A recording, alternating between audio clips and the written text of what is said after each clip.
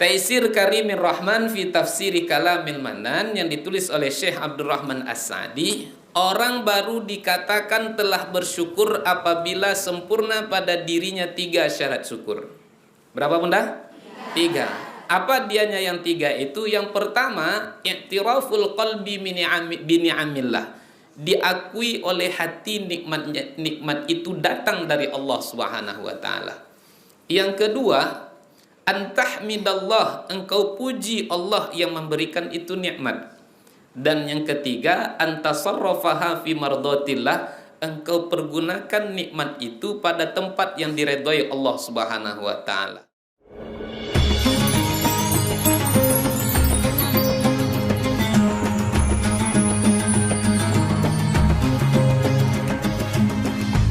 A'udzubillahi minasyaitonirrajim. Bismillahirrahmanirrahim. Assalamualaikum warahmatullahi wabarakatuh.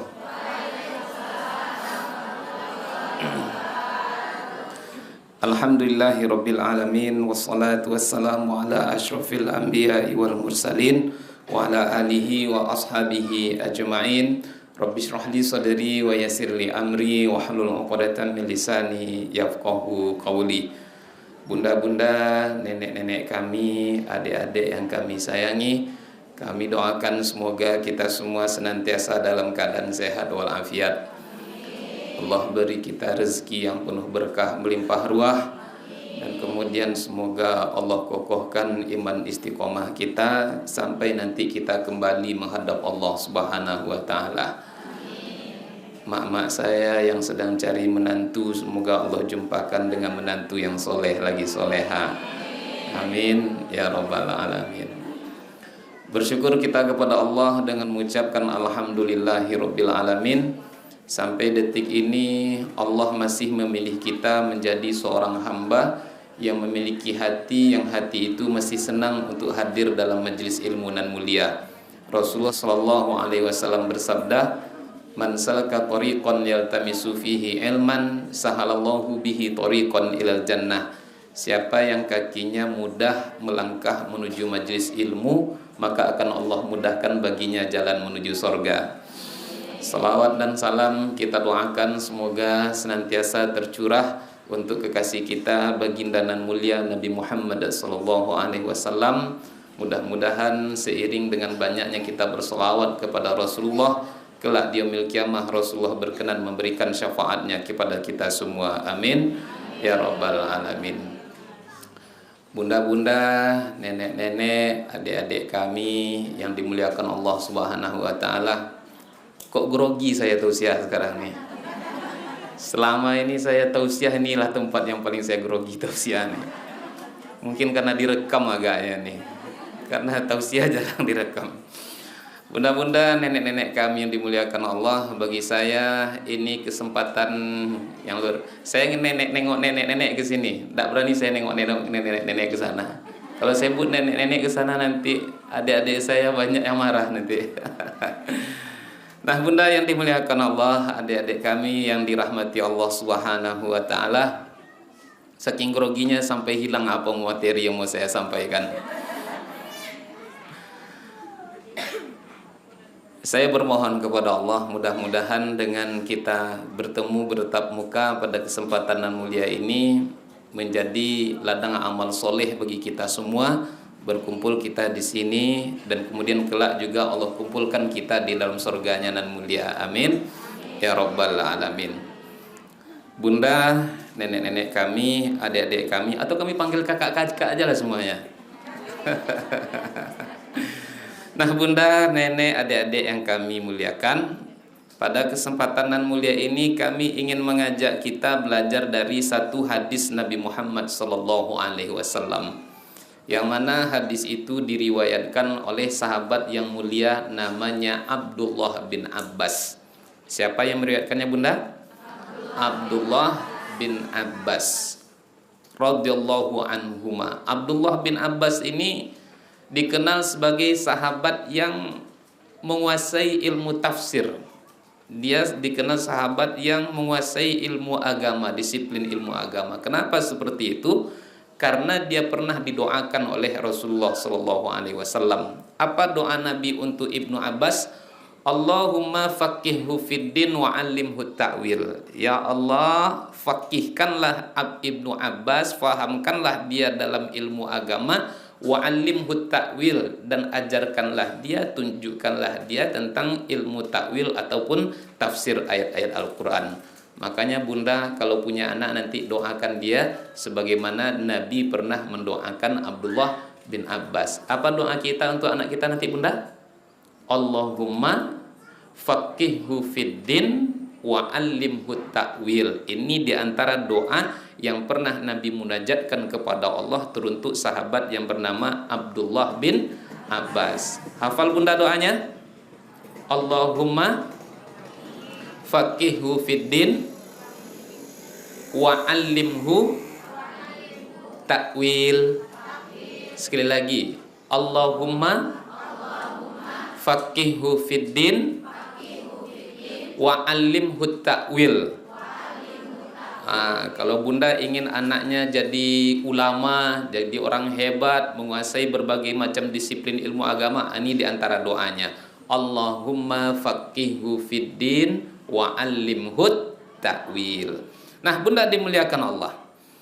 An Ibni Abbas radhiyallahu anhuma, dari Abdullah bin Abbas, Allah meridhai dia berdua, anna Rasulullah sallallahu alaihi wasallam qala, bahwasanya Nabi Muhammad sallallahu alaihi wasallam pernah bersabda. Apa isi sabda Nabi? Arba'un, ada 4 hal kata Nabi. Berapa Bunda? Ada di Ustaz berapa nih? Ini berapa? Kata Nabi berapa tadi? 4. Arba'un man u'tiyahunna faqad u'ti khairad dunya wal akhirah. Ada 4 hal, apabila 4 itu dimiliki oleh seorang manusia, maka akan Allah berikan kepadanya kebahagiaan yang tak hanya di dunia tapi juga nanti di akhirat sana.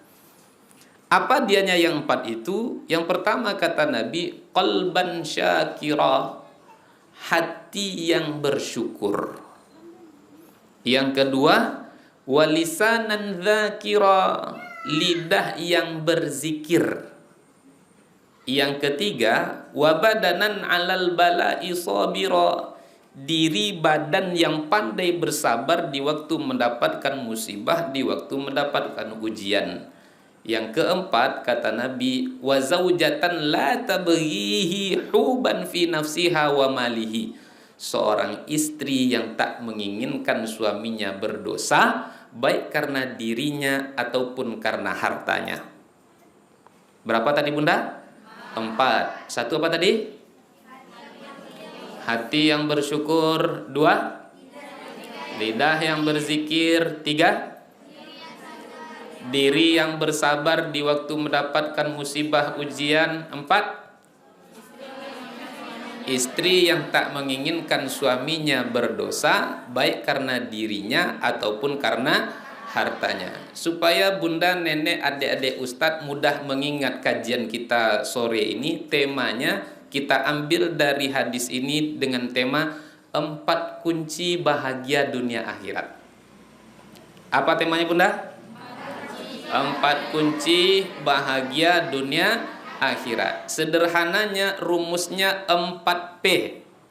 Apa Bunda? 4P. Mana P yang pertama? P pertama pandai bersyukur. P yang kedua pandai berzikir.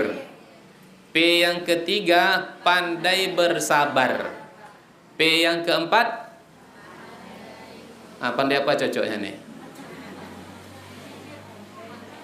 Pandai berbini. Ya, ada apa-apa cocoknya sini nih. Kira-kira bahasa enaknya yang mudah Bunda memahaminya, kira-kira cocoknya apa yang keempat nih? Istri yang tak menginginkan suaminya berdosa baik karena dirinya ataupun karena hartanya. Cocoknya apa? Pandai apa? Pandai mengasuh laki. Apa?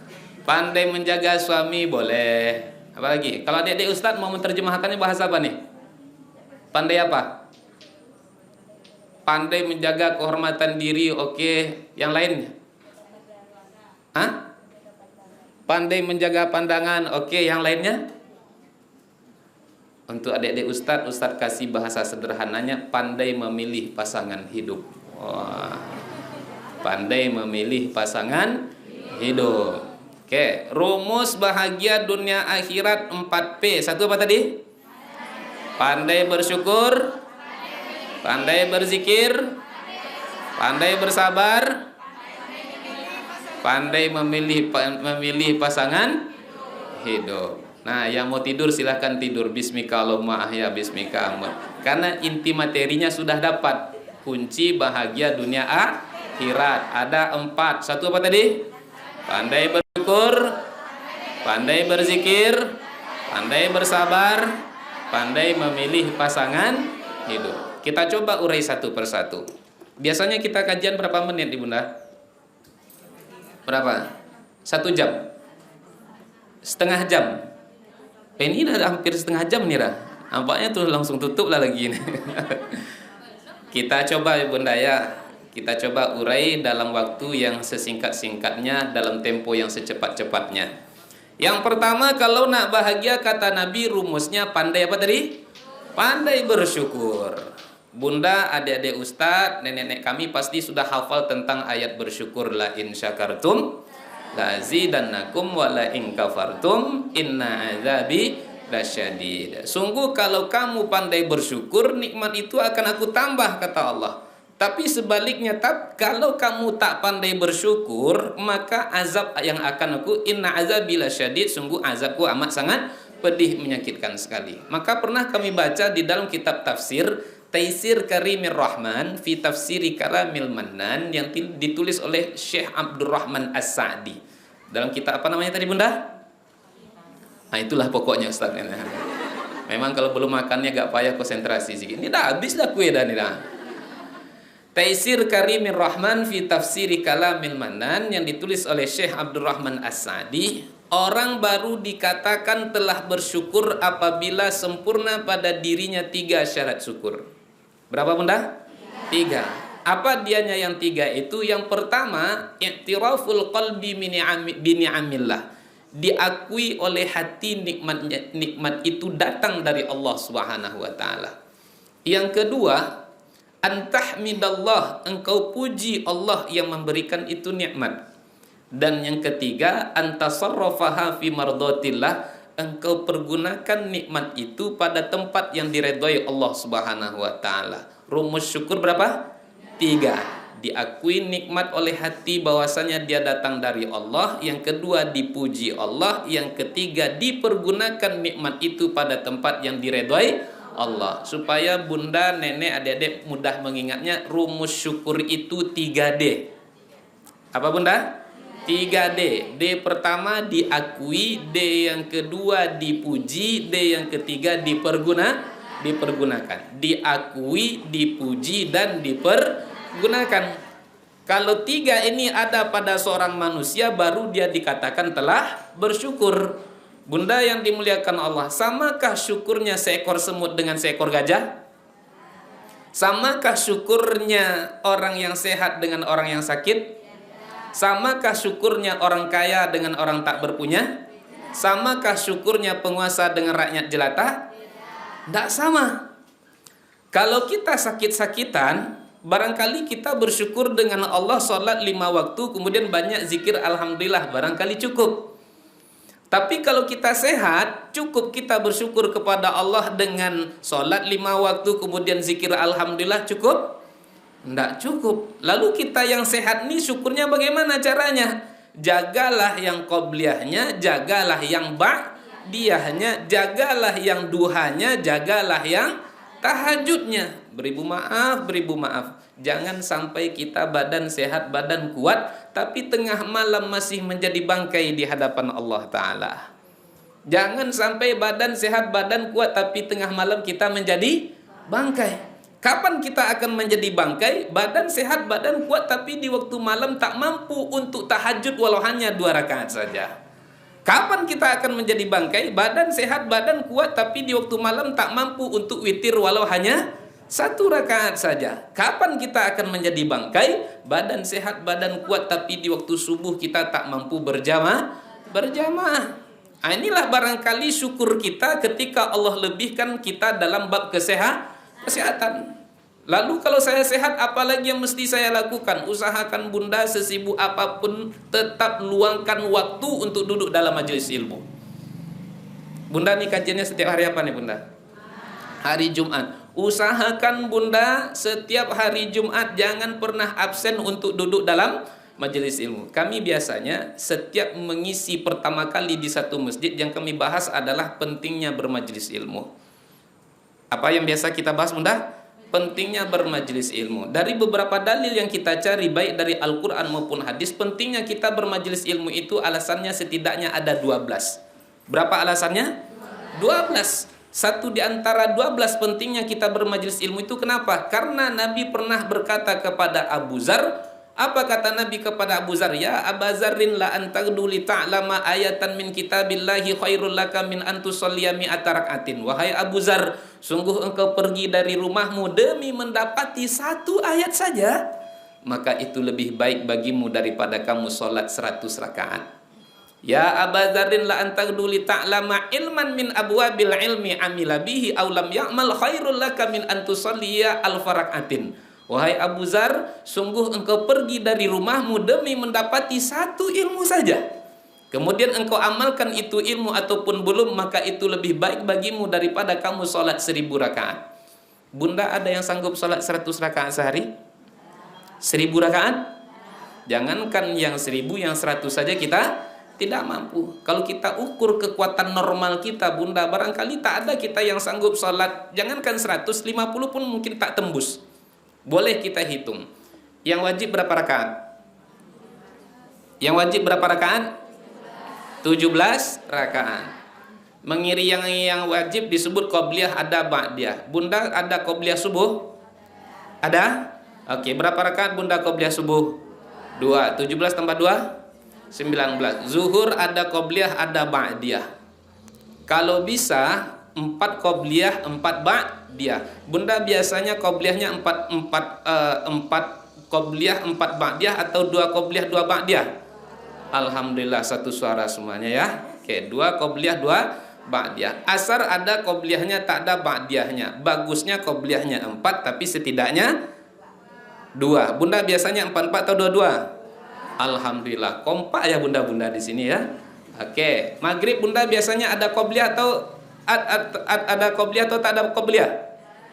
Oke, yang pakai qobliyah silakan, yang tak pakai ba'diyah pun tak masalah. Yang pakai qobliyah boleh, yang tak pakai qobliyah.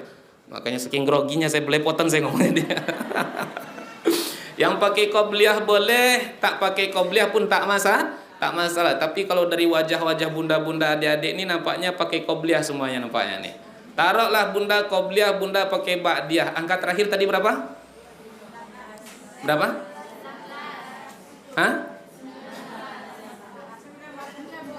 Tadi subuh tambah 2 berapa? 19. Tambah zuhur 4 berapa? Berapa? 23. Tambah asar 2 berapa? 25. Maghrib bunda pakai qobliyah, tak pakai ba'diyah, tambah 4 berapa tuh? 27. Banyak perbedaan nampaknya di sini nih. Berapa bunda? 29. Oke. Bunda isya pakai qobliyah, pakai ba'diyah? Pakai. Oke. Saya yakin kalau bunda duduk di masjid maghrib sampai isya, saya yakin bunda dapat qobliyah. Tapi kalau habis maghrib, bunda pulang ke rumah dulu, lalu kemudian balik lagi bunda ke masjid, saya agak kurang yakin, agak pesimis bunda kalau nanti dapat qobliyah isya. Kenapa? Kalau kita biasanya ya, duduk di masjid maghrib sampai isya itu kadang-kadang terasa lama kalau kita duduk di masjid. Tapi kalau maghrib sampai isya kita pulang ke rumah terasa cepat sekali. Makanya bunda pulang ke rumah makan biasanya kan. Pas makan lalu nampak pula nanti sinetron Indosiar Ku Menangis. Ku menangis membayangkan jeritan hati seorang istri kan. Nah, apalagi nanti adegannya sangat menegangkan pula kan. Ujung-ujungnya jangankan untuk mendapati rakaat, untuk mendapati qobliyah, kadang-kadang justru terlambat ke masjid. Tapi bunda-bunda saya yakin biasanya qobliyah, biasanya dia. Tadi angka terakhirnya berapa bunda? 29 tambah 4 berapa? Berapa? 29 tambah 4? 33. Bunda ada duha? Berapa biasanya duha? 2 juga. Masya Allah. Alhamdulillah. Oke. Duha 2. Berarti 33 tambah 2 berapa? 35. Ada tahajud? Berapa tahajudnya? 2. Mantap. Biarlah sedikit, yang penting continue. Kan itu hadis Nabi katakan kan, amal yang paling disukai oleh Allah itu apa? Amal yang continue sekalipun dia sedikit. Bunda witirnya berapa? Witirnya 3. Berarti tadi angkanya berapa? 33 ya? 33 tambah 2 duha 35. Ditambah 5 berapa? 40. Artinya apa? Enggak sampai kan 50. Kita sehari kuatnya cuman normal kita 40 rakaat dalam sehari. Itu pun kadang-kadang kita sudah merasa orang yang paling soleh di atas bumi Allah nih. Sederhananya bunda, tak mampu kita 50, 100 dan 1000. Tapi kata Nabi, ada satu amal yang nilainya bahkan lebih baik daripada sholat 1000 rakaat. Apa dianya? Inilah seperti yang kita lakukan, majelis ilmu. Itulah nikmat sehat yang kita manfaatkan. Makanya kata Nabi, kalau nak bahagia dunia akhirat, pandai-pandai bersyukur. Ilmu ini pahalanya besar. Tadi di awal kan sudah kita katakan, man salaka tariqan yaltamisu fihi ilman sahalallahu bihi tariqan ilal jannah. Siapa yang kakinya mudah melangkah menuju majelis ilmu, maka akan Allah mudahkan baginya jalan menuju surga. Nih, ini sehat. Kalau kita kaya, bagaimana cara syukur kita? Maka banyaklah bersedekah. Jangan sampai jadi orang kaya yang pelit. Harta itu bunda seperti 2 sisi mata uang. Satu sisi bisa mengantarkan kita ke surga, satu sisi dapat mencampakkan kita masuk ke dalam neraka. Qarun itu kenapa dicampakkan Allah ke dalam neraka?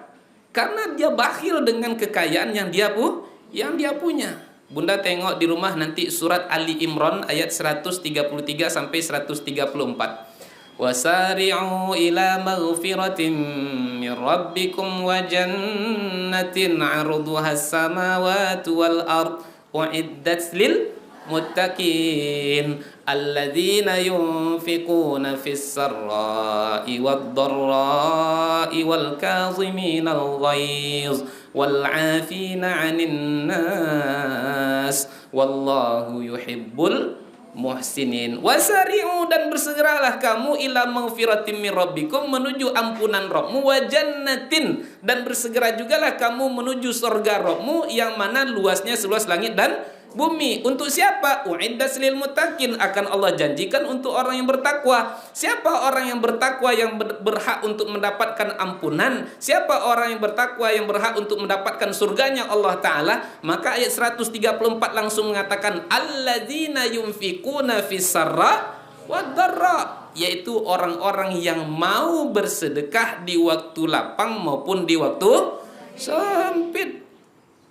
Inilah cara syukur kita dengan kelebihan harta yang Allah berikan kepada kita. Perbanyak bersedekah. Saking besarnya pahala bersedekah, maka bunda tentu masih ingat kisah seorang wanita pezina, maaf cakap. Suatu ketika dia di tengah jalan kehausan, lalu dia cari sumber mata air. Bertemu dia dengan sumur, jumpa dia dengan telaga, masuk dia ke dalam, kemudian dia minum. Hilang hausnya, lepas dahaganya, kemudian dia keluar. Ketika dia keluar dari sumur atau telaga, lalu kemudian dia dapati apa? Dia mendapati seekor anjing. Dia tidak mendapati orang yang sedang bangun masjid musola. Dia tidak mendapati fakir miskin anak yatim. Yang dia dapati hanya seekor anjing. Yang saya yakin semua kita barangkali tak ada yang mau bersentuhan dengan yang namanya anjing. Tapi begitulah rahman Allah Subhanahu wa Ta'ala. Tak tega dia melihat anjing yang tadinya kehausan, masuk lagi dia ke dalam sumur, ke dalam telaga. Lalu dia ambil air. Berapa galon yang diambil? Berapa ember? Berapa galon, berapa ember, berapa gayung? Nggak pakai galon, nggak pakai gayung, nggak pakai ember. Riwayat kita baca pakai apa? Cuman pakai sepatu. Kira-kira berapalah air yang terbawa oleh Sepatu sedikit sekali, tapi karena dia memberikan hanya mengharapkan ridho Allah Subhanahu wa taala, walau hanya air yang sangat sedikit dan diberikan kepada seekor anjing, itu cukup bagi Allah untuk mengampunkan dosa yang berat yang dia lakukan. Apa dosa berat, dosa besarnya? Zina. Begitu besarnya pahala sedekah.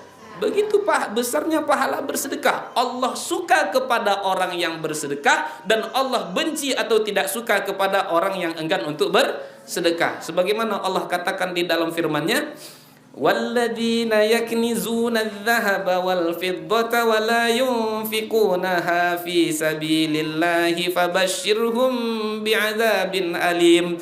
Yauma yuhma 'alaiha fi nari jahannam fatukwa biha jibahuhum wa junubuhum wa zuhuruhum hadza ma kanaztum li anfusikum fadhuqu ma kuntum taknizun." Dan orang-orang yang suka menumpuk-numpuk harta, baik itu berupa emas dan perak, kemudian mereka tak mau berbagi di jalan Allah, maka sampaikan kepada mereka ada kabar gembira. Apa kabar gembiranya? Azabin alim. Ada azab yang amat sangat pedih, menyakitkan sekali. Bagaimana bentuk azabnya? Yauma yuhma 'alaiha fi nari jahannam. Semua harta yang dulu di dunia dia simpan-simpan, yang dia tak mau bagikan, akan dimasukkan dan panaskan dalam neraka jahannam. Setelah harta itu panas, fatukwa biha jibahuhum, disetrikakan di dahi mereka. Di mana lagi? Wajunubuhum, perut serta lambung mereka. Di mana lagi? Wazuhuruhum, dan di punggung mereka. Lalu harta berkata, hadza ma kanaztum li anfusikum. Hai fulan, inilah aku harta yang dulu engkau simpan-simpan. Inilah aku harta yang dulu engkau tak mau bagikan. Fadzuqu ma kuntum taknizun. Maka hari ini rasakan akibat dari dulu yang kamu suka menumpuk-numpuk harta yang tak mau berbagi di jalan Allah. Orang kaya sampilik badapi, awak nak capek kereta bairi, makan jo sambalado bapali, hari hujan payung bakapi. Ini hadisnya sahih ini bunda, tapi tak ada dalam Bukhari Muslim. Allah benci, tidak suka kepada orang yang bakhil, yang pelit. Nah, kalau kita Allah lebihkan berupa rezeki, maka banyak-banyaklah bersedekah, tolong fakir miskin, bantu anak yatim. Yang kedua, rumus bahagia dunia akhirat itu kata Nabi, pandai-pandailah berzikir. Bunda, usahakan zikir-zikir setiap selesai sholat, juga adik-adik ustaz jangan pernah ditinggalkan. Karena Nabi pernah katakan, ini banyak dalil-dalil nanti yang saya pangkas ayah bunda karena waktu kita mepet. Kata Nabi, siapa yang bertasbih setiap selesai sholat 33 kali, bertahmid 33 kali, alhamdulillah, alhamdulillah, bertakbir 33 kali, Allahu Akbar, Allahu Akbar, berapa itu semuanya? 99. Lalu disempurnakannya dengan yang ke-100 dengan mengucapkan La ilaha illallahu wahdahu la syarikalah, lahul mulku wa lahul hamdu yuhyi wa yumitu wa huwa ala kulli syai'in qadir ghufirat khotoyahu wa in kanat misla zabadil bahri. Kalau itu dilakukan oleh setiap hamba setelah selesai sholat fardu, akan Allah ampunkan dosanya sekalipun dosanya itu sebanyak buih di lautan. Masya Allah. Kita ini kan hamba-hamba banyak dosa bunda, betul? Kalau kita mau jujur kepada Allah, jujur kepada diri kita, kita adalah hamba-hamba yang hari demi hari bergelimang dengan dosa, bermandikan dengan maksiat. Mulai dari ujung rambut sampai ujung kaki kita ini takkan berhenti berbuat maksiat. Mana contohnya? Rambut kita ini ada maksiatnya tak bunda? Ada? Apa maksiat rambut kita? Apa? Ketika rambut ini diperlihatkan, dipertontonkan kepada yang tak berhak untuk melihatnya, mewakili aurat kita, dosa.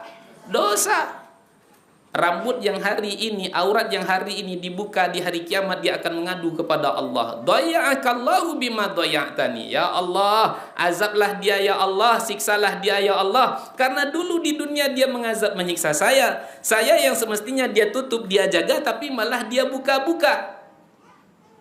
Hati-hati bunda. Aurat yang hari ini dibuka akan mengadu kepada Allah. Rambut ini bisa berdosa.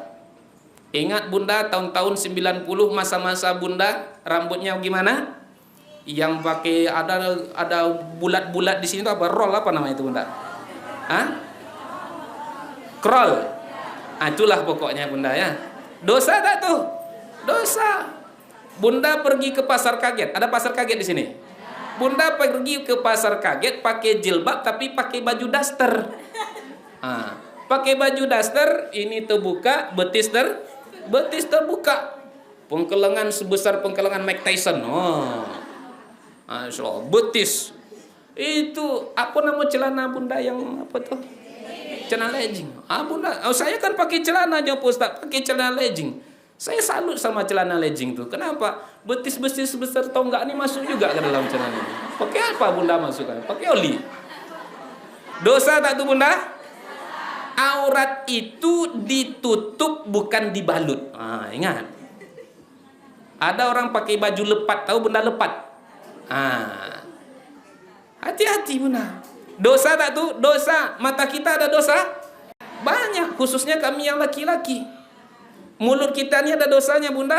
Banyak. Yang bergunjing, mencaci, memaki, sumpah serapah, berbohong, berdusta, dosa? Dosa. Hati kita ini ada dosa? Banyak. Yang iri, yang dengki, SMS kata orang hari ini. Susah melihat orang senang, senang melihat orang susah. Tetangganya yang beli kulkas, dia yang kedinginan. Busuk hati kata orang Padang. Tangan kita ini ada dosanya tak bunda? Ada. Berapa kali sudah tangan kita ini bersentuh dengan yang bukan mahram?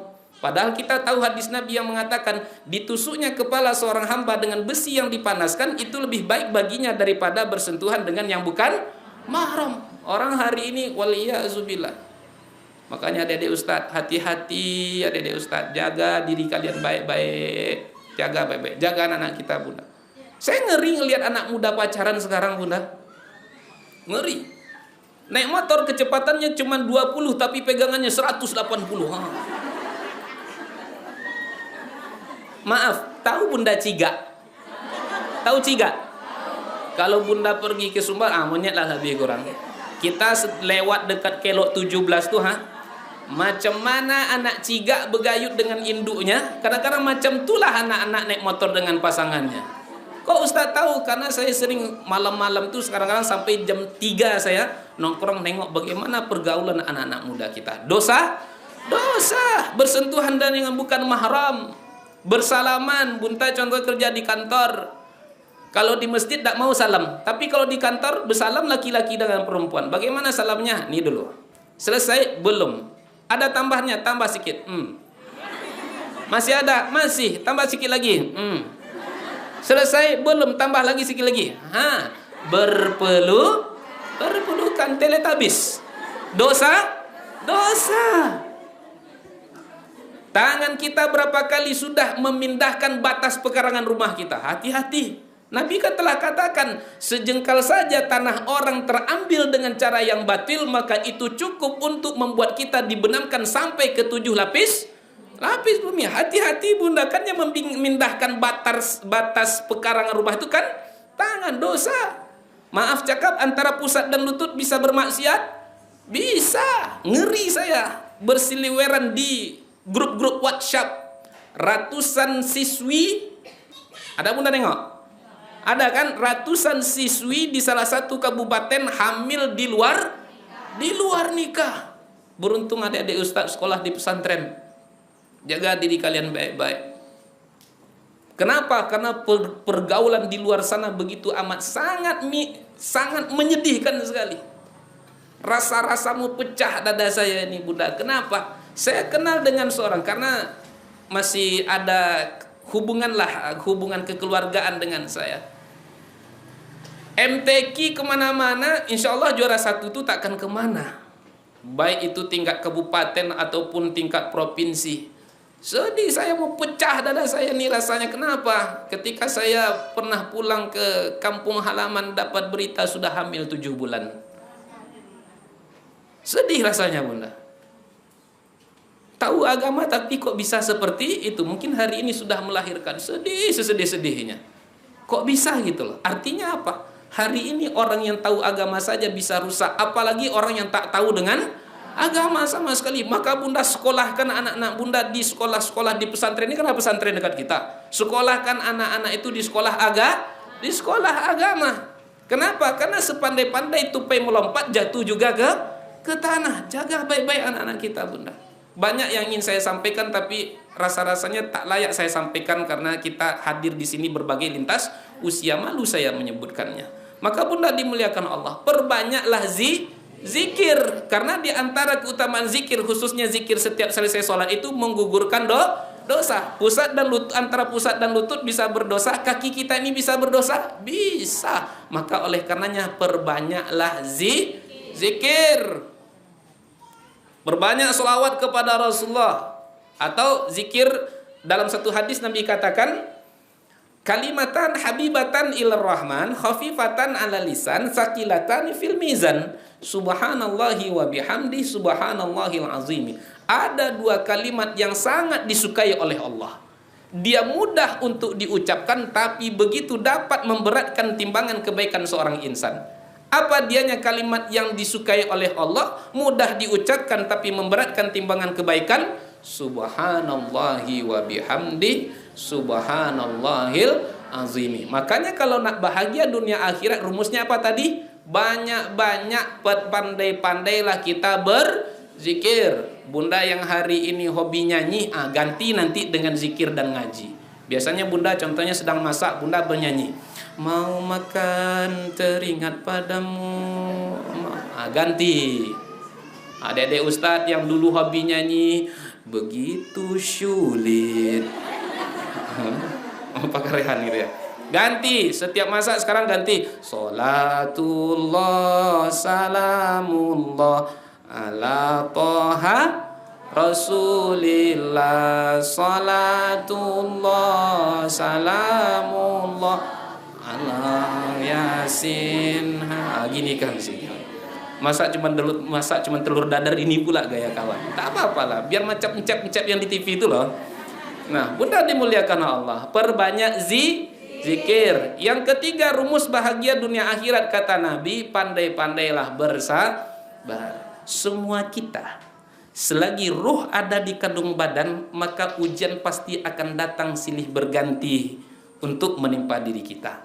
Ahasiban nasu an yutraku an yaqulu amanna wa hum la yuftanun. Apakah kamu mengira dibiarkan begitu saja untuk mengatakan telah beriman padahal kamu belum diuji? Wala nabluwannakum bisyai'im minal khawfi wal ju'i wa naqsim minal amwali wal anfusi wath thamarat wa basyiris sabirin alladzina idza asabatuhum musibah qalu inna lillahi wa inna ilaihi raji'un. Semua kita akan diuji oleh Allah, dan cara Allah menguji kita 1001 cara.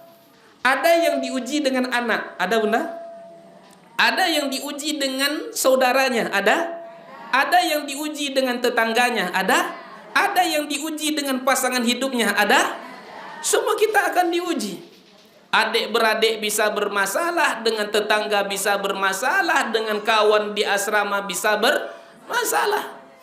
Adik beradik bisa bermasalah, bisa. Sampai ke telinga saya, apa katanya? Noji dan kampai kumahnya ustaz, haram dan kampai minta maafkannya.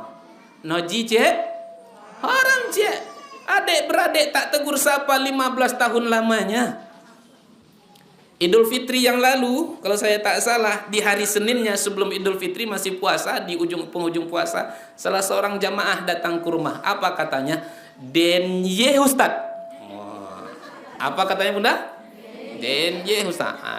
Selebihnya tak pandai pula contohkan. Intinya, aku ustaz, kalau abang ni tak kembalikan kondisi tanah sebagaimana awal mulanya, aku pancung nanti leher abang tu. Kalau abang tu tak kembalikan kondisi tanah sebagaimana awal mulanya, aku pancung. Karena saya tahu bunda, orang tuanya orang lama di Pekanbaru, anak banyak, tanah luas, dan tanah tu sudah dikapling-kapling. Sayangnya suratnya kalau tak salah masih atas nama anak pertama. Anak yang pertama yang bikin ulah, yang semestinya jalan di sini dipindahkannya ke sini supaya jatah dia lebih banyak. Kan begitu? Kalau saya tak salah panjang tanah itu ada sekitar 140 meter. Untuk jalan kan setidaknya 5 meter. 140 dikali 5 berapa rukonya tuh Bunda? Makanya ada yang tak terima sehingga keluar bahasa aku pancung. Adik-beradik bisa bermasalah. Bertetangga bisa bermasalah? Bisa. Kuat bunyinya nampaknya nih. Bertetangga bisa bermasalah juga? Bisa. Gara-gara pokok mangga bisa bermasalah. Apa masalahnya? Kalau jatuh daun mangga ke pekarangan dia marah-marah. Tapi kalau buah mangganya yang jatuh ke tempat dia, banyak jadi korban nampaknya di sini. Kalau buahnya yang jatuh ke tempat dia diam-diam aja. Dia maunya semua buahnya jatuh ke tempat dia, yang daunnya jatuh ke rumah yang punya. Ini orang Bunda bahasa Pariamannya cat water. Tahu Bunda cat water? Cat kucing, water air. Kucing iya. Kalau bahasa Jawanya kalau saya tak salah saenake udele dewe. Betul Bunda? Ada orang Jawa sini? Betul salah. Yang sesuka hatinya aja. Masalah bertetangga bisa masalah. Berumah tangga bisa bermasalah. Oh, bisa juga. Nampak ini tanda-tanda wajah bermasalah nampaknya nih. Yang katanya setiap detak jantungku sebut namamu selalu, setiap hembusan nafasku selalu ada kamu. Nafasnya goreng-goreng ya kan. Nah, masalah rumah tangga bermasalah. Itulah abang tuh berlebihan. Ada sikit duit, selalu dikirim ke kampung. Adek tak ada abang pagi. Padahal abangnya itu pagi, petang, siang, malam, lintang pukang nyari untuk siapa? Untuk adeknya, untuk istrinya. Abang tuh berlebihan betul, mesra sama adek, aku tengok. Kawin aja lah abang sama adek abang tuh, kata dia. Ada kadang-kadang Bunda, orang kan dengan adek yang terkecil kadang-kadang jauh. Jadi kadang-kadang karena jauhnya jaraknya sehingga kayak memperlakukan adeknya seperti anak kecil, dipeluknya, disayangnya. Nikah aja lah bang semua dia tuh. Istri cemburu kepada adik dari suaminya sendiri, tidak menempatkan sesuatu pada tempatnya. Masalah. Semua kita akan mendapatkan masalah, apapunlah itu caranya. Maka kata Nabi, pandai-pandailah bersabar. Terakhir kata Nabi, kalau nak bahagia dunia akhirat, pandai-pandailah memilih pasangan hidup. Kami yang sudah terlanjur ini gimana Pak Ustaz? Hah? Ini untuk adik-adik Ustaz nih. Pandai-pandai memilih pasangan hidup. Laki-laki kalau nak cari perempuan, rumusnya 4. Berapa? 4. Kalau perempuan nengok laki-laki, rumusnya berapa? 2.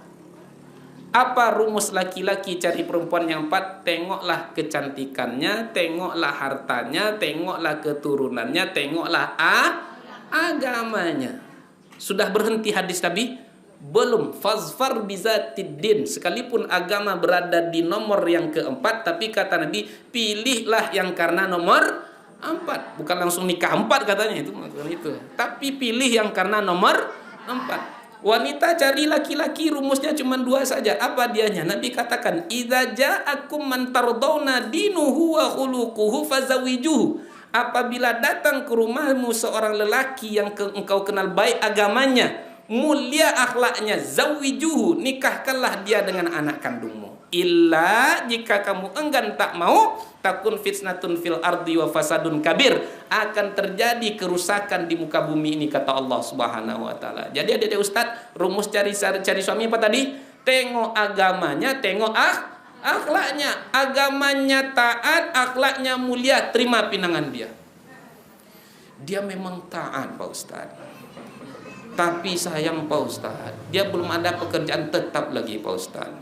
Ini kan dilema nih. Ibu pula ibu, Ustaz, ini memang dia tak taat Pak Ustaz, tapi Pak Ustaz, macam-macam moto yang bawa ke rumah Pak Ustaz. Potang Fortuner, potangnya lagi blender, banyaklah dia bawa Pak Ustaz. Artinya adik-adik Ustaz, sekaya apapun seorang lelaki, anak raja minyak dari Medan pun dia, Kalau dia tak sholat, no, sorry bro.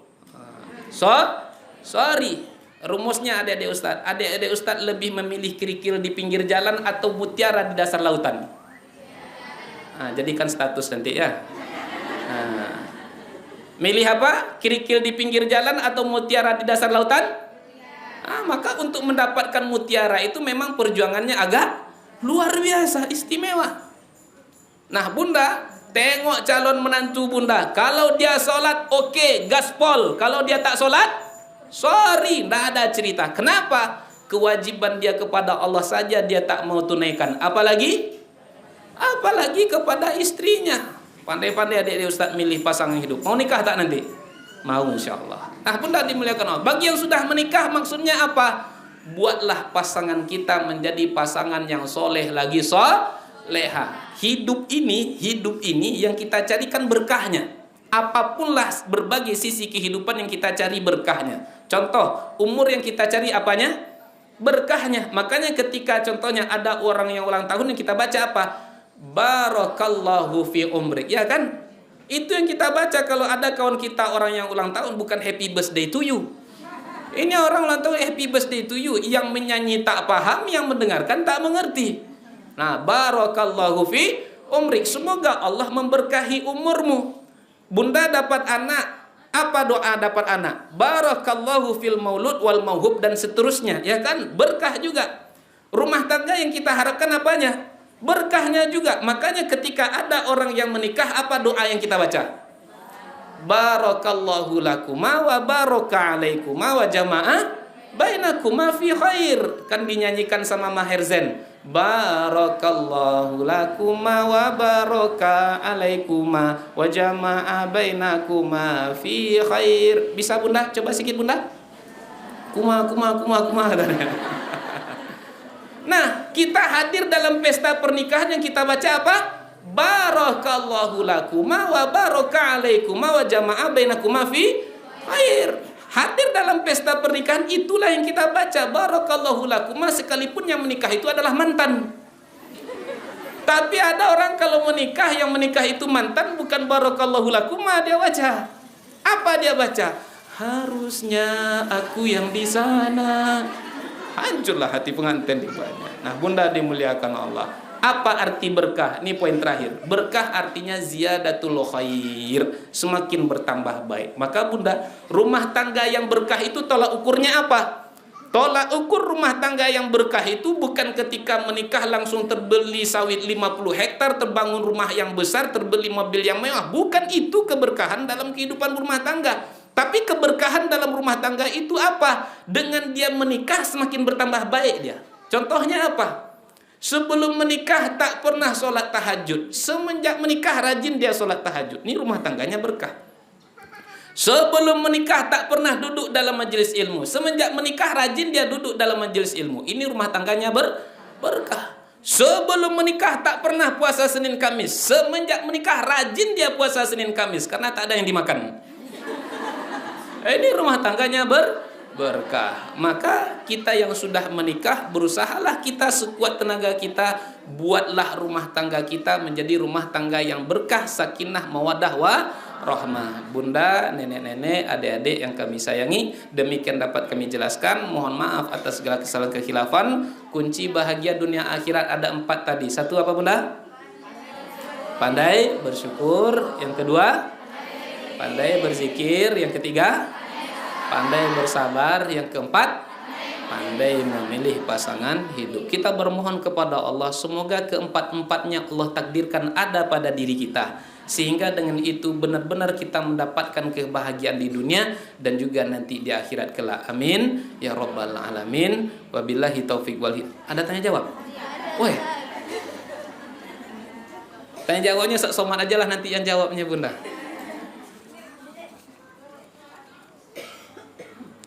Sekarang sudah jam 5:30. 2 pertanyaan aja lah bunda ya. Nanti sisanya diselesaikan sama tuan guru kita. Apa bunda? Sampai jam 6.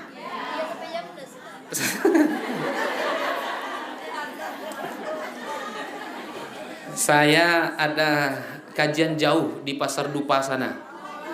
Itu soalnya Bunda. Dua pertanyaannya Bunda ya. Assalamualaikum Ustadz. Udah lama saya sakit asam lambung. Oh, dari tulisannya nampak memang tulis sakit lambung nampaknya. Apa yang dinulisnya? Sudah kemana-mana saya berobat, tak sampai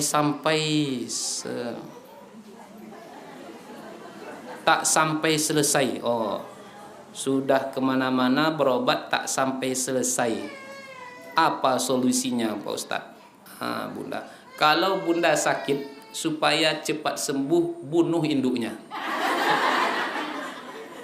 Nah Bunda dimuliakan Allah. Yang mendatangkan penyakit siapa? Allah. Yang menyembuhkan penyakit siapa? Allah. Maka Bunda, kewajiban kita hanya berobat. Kewajiban kita hanya berobat. Maka berusahalah Bunda berobat kemanapun lah Bunda yang ingin berobat. Yang penting berobat ke tempat yang di situ tidak ada unsur syiriknya. Berobatlah Bunda. Kenapa? Karena berobat adalah ibadah. Bunda, berobat itu kadang-kadang ya, karena memang Allah yang memberikan penyakit, Allah yang mengangkat penyakit. Kadang-kadang ada dua orang sama penyakitnya, berobat kepada dokter yang sama dengan dosis yang sama, tapi kadang-kadang hasilnya berbeda. Disitulah bahwasanya kita tahu yang memberikan penyakit Allah dan yang menyembuhkan penyakit itu juga Allah Subhanahu wa ta'ala. Makanya cocok apa obat asam lambungnya, apa cocoknya nih Bunda? Kan itu intinya nih. Maka obat asam lambung itu kita tengok dulu Bunda, faktornya apa? Dari yang saya tahu, asam lambung itu biasanya kambuh itu diantara sebabnya apa? Biasanya makan yang tidak teratur contohnya. Nah, kemudian makan tidak teratur, kemudian memakan apa yang semestinya dia tidak makan, dan yang juga yang menjadi penyebab asam lambung itu banyak pikiran. Maka Bunda, nampaknya banyak pikiran. Apa yang Bunda pikiran dengannya? Jadi tetaplah Bunda berobat. Sambil berobat tetaplah berharap kepada Allah Subhanahu wa ta'ala agar Allah memberikan kesembuhan atas sakit yang sedang Bunda derita. Atau konsultasilah nanti kalau bisa coba dulu ke pakar ruqyah. Bisa jadi Bunda bukan kena asam lambung, ke sakit yang lainnya. Coba tanyalah dulu kan banyak nih guru-guru kita, ustazah yang barangkali bisa meruqyah, atau pergilah ke dokter dan seterusnya. Nanti di akhir kita doakan semoga Bunda disembuhkan penyakitnya Allah Ta'ala. Yang kedua, Assalamualaikum Ustadz. Bagaimana hukumnya seorang pendosa bersedekah dari harta hasil buat dosanya? Bagaimana hukumnya seorang pendosa bersedekah dari harta hasil buat dosanya? Rasulullah SAW bersabda, Innallaha thayyibun wa la yaqbalu illa thayyibah. Allah itu zat yang maha baik dan Allah tak akan menerima kecuali yang baik-baik. Artinya kalau Bunda nak bersedekah, bersedekahlah dari yang baik. Kenapa? Contohnya Bunda bersedekah dari hasil riba contohnya. Bunda bersedekah dari hasil suap menyuap contohnya. Bunda bersedekah dari hasil menipu orang contohnya. Tak akan diterima Allah Subhanahu wa ta'ala. Kenapa? Allah zat yang maha baik dan Allah tak akan menerima kecuali yang baik-baik. Ada orang kadang-kadang malingnya 100 juta lalu sedekah dia 10 juta. Dia berpikiran dengan itu dosanya akan diampunkan Allah Ta'ala. Makanya bahasa yang sering kita dengarkan dari tuan guru kita Ustadz Abdul Somad, jangan cuci kain dengan air kencing. Maaf cakap, jangan cuci kain dengan air kencing. Kalau nak cuci baju pakailah air yang bersih. Maka orang yang bersedekah tetapi sedekah yang dia keluarkan dari jalan yang diharamkan Allah Ta'ala, dia takkan diterima sedekahnya itu. Apakah hanya sedekah tak? Semua amal soleh Bunda, selagi orang itu ada mengait dengan yang haram, doanya takkan diterima Allah Ta'ala.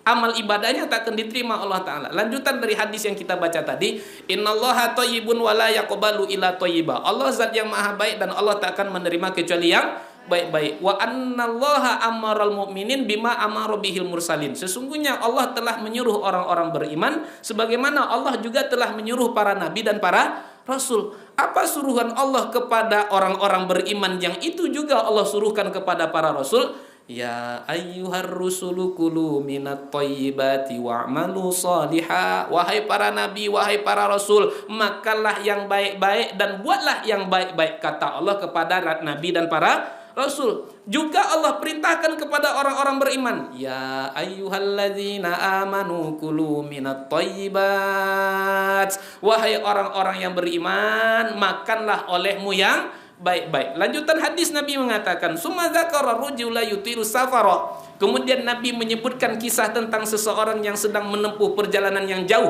Ash'asa al-bara, rambutnya kusut, badannya bermandikan dengan debu. Yamuddu yadaihi ila sama, dia tadahkan tangannya tinggi-tinggi ke langit, dia berdoa, ya Rabbi, ya Rabbi, ya Allah minta ini, ya Allah minta itu. Ketika dia berdoa, lalu kemudian dia dikomentari oleh Nabi, wa mat'amuhu haram, sementara yang dia makan adalah yang haram. Wa mashrabuhu haram, sementara yang dia minum adalah yang haram. Wa malbasuhu haram, yang dia pakai yang haram. Wa yataghadza bil haram, dia dikenyangkan dengan segala sesuatu yang haram. Fa anna yustajaba lahu, bagaimana mungkin Allah akan menerima doa demi doanya? Kenapa? Yang dia makan, yang dia minum, yang dia pakai, dia dikenyangkan dari yang haram. Maknanya doanya tak diterima oleh Allah. Berkaitan dengan doa, Nabi pernah berkata, ad-du'a'u mukhul ibadah. Doa itu muh, otak. Doa itu adalah otak dari ibadah. Diibaratkan oleh Nabi, doa itu seperti otak yang ada pada diri seorang manusia. Bunda, adik-adik Ustaz, seganteng apapun seseorang, secantik apapun dia, kalau akal fikirannya tak lagi difungsikan, masih berharga tak dia? Tak ada arti orang seganteng apapun kalau akalnya sudah tidak ada. Maknanya apa? Ketika doa tak diterima oleh Allah karena dia memakan, meminum yang haram, maka efeknya apa? Amal-amal yang lainnya pun tak akan diterima Allah Ta'ala. Artinya apa? Seluas samudra pun amal soleh yang kita lakukan, menyentuh pintu langit ketujuh pun kebaikan yang kita lakukan, habis harta untuk bersedekah, ya kan? Berkali-kali naik haji ke tanah suci sampai kalah Haji Muhyiddin. Tahu Bunda Haji Muhyiddin? Yang tukang pur haji itu, ha? Sebanyak apapun amal soleh yang kita lakukan, selagi kita makan, minum, makai yang haram, maka jangan harap doa kita akan diterima, jangan harap amal ibadah kita akan diterima Allah Subhanahu wa Ta'ala. Jadi Allah tak akan menerima amal dari orang, sedekah dari orang yang mana dia bersedekah dari perbuatan dosa. Maaf cakap, contohnya dia berzina, lalu dia bersedekah dari hasil zinanya itu, tak akan diterima Allah Ta'ala. Kenapa? Allah zat yang maha baik, dan Allah takkan menerima kecuali yang baik-baik. Wallahu a'lamu bishawab. Dari dua pertanyaan nanti juga silahkan tanya-tanya kepada guru kita yang lain. Bisa jadi jawaban kami ini salah, tanyalah kepada yang lebih alim daripada kami. Bunda, adik-adik Ustaz, demikian dapat kami jelaskan. Mohon maaf atas segala kesalahan kekhilafan. Kita tutup dengan sama-sama berdoa. Nauzubillahi minasyaitonirrajim. Bismillahirrahmanirrahim. Alhamdulillahirabbil alamin, wassalatu wassalamu ala asyrofil anbiya'i wal mursalin wa ala alihi wa ashabihi ajma'in. Ya Allah ya Karim, ampunkanlah dosa kami ya Allah. Ampunkanlah dosa kedua orang tua kami ya Allah. Sayangilah mereka ya Allah sebagaimana mereka menyayangi kami di waktu kami masih kecil ya Allah. Ya Allah ya Karim, bila ada di antara kami yang sakit, mohon Kau sembuhkan ya Allah. Bila ada di antara kami yang lemah, mohon Kau kuatkan ya Allah. Bila ada di antara kami yang sedang berhutang, mohon beri kami kemudahan agar dapat melunasi semua hutang piutang kami ya Allah. Ya Allah ya Karim ya Mujib Sailin, jadikan kami dan anak cucu keturunan kami sebagai hamba-hamba yang senantiasa menjaga solat yang 5 waktu ya Allah, yang mau membaca menghafal Al-Quran munan mulia ya Allah. Ya Allah ya Karim, mohon jaga anak cucu kami ya Allah. Jauhkanlah mereka dari pengaruh narkoba ya Allah. Jauhkanlah mereka dari pergaulan bebas ya Karim. Ya Rahman ya Rahim, mohon beri kami rezeki yang penuh berkah melimpah ruah, agar dengan itu kami dapat bersedekah ya Allah. Agar dengan itu kami dapat menolong saudara-saudara kami yang dalam keadaan susah ya Allah. Ya Allah ya Karim ya Mujib Sailin, mohon Engkau tutup rapat-rapat aib kami ya Allah. Jangan Engkau buka-buka ya Allah. Karena apabila Engkau bukakan aib kami, betapa busuknya kami, pasti tak seorang pun yang mau berkawan dengan kami ya Allah. Ya Allah ya Rabbana ya Allah ya Karim, Karim ya Mujibas Sailin. Mudahkanlah bagi kami untuk melakukan segala macam bentuk kebaikan ya Allah. Jauhkanlah diri kami dari segala macam keburukan sebagaimana Engkau menjauhkan antara timur dengan barat, utara dengan selatan ya Allah. Ya Rabbana, jadikan negeri kami negeri yang aman dan tentram, baldatun thayyibatun wa rabbun ghafur. Ya Allah ya Karim, bila kelak suatu saat ajal itu pun akan datang menjemput kami ya Allah, mohon ya Allah, jangan Engkau cabut nyawa kami di waktu sedang berbuat maksiat, tapi cabutlah dalam keadaan taat, dalam keadaan solat, dalam keadaan sujud. Cabutlah nyawa kami dalam keadaan mengucapkan kalimah la ilaha illallah. Karena Rasulmu menjanjikan ya Allah, siapa yang akhir kalamnya di waktu ajal datang menjemputnya mengucapkan kalimah la ilaha illallah, maka ia akan masuk ke dalam surgamu ya Allah. Allahumma rabbana atina fid dunya hasanah wa fil akhirati hasanatan wa qina adzaban nar. Subhanaka rabbil izzati amma yasifun wa salamun alal mursalin walhamdulillahi rabbil alamin. Taqabbalallahu minkum minna wa minkum wa taqabbal ya Karim. Mohon maaf atas segala kesalahan kekhilafan. Terima kasih atas segala perhatian. Wabillahi taufiq wal hidayah. Wassalamualaikum warahmatullahi wabarakatuh.